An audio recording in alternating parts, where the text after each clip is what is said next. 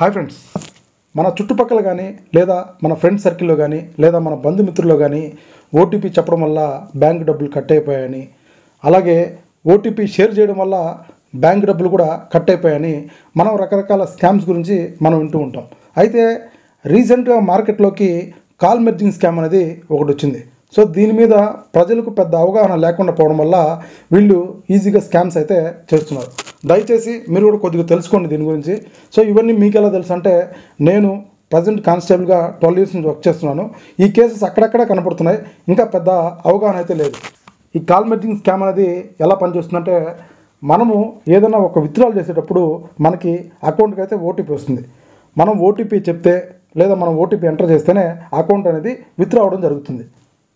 Regular procedure. So ఒక scammer ర్యాండమ్గా మీకు కాల్ చేస్తాడు.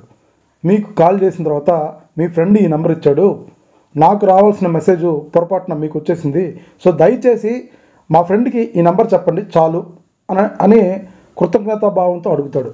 సో మీరు వెంటనే ఓకే చెప్పి, వాడు ఆల్రెడీ కాన్ఫరెన్స్ కాల్లో ఉంటాడు, దీన్ని కరెక్ట్ చేయగానే మీకు వచ్చే ఓటీపీ వాడికి వెళ్ళిపోతుంది. సో మీ బ్యాంక్ అకౌంట్లో డబ్బులు వితిన్ few secondsలో ట్రాన్స్ఫర్ అయిపోతాయి.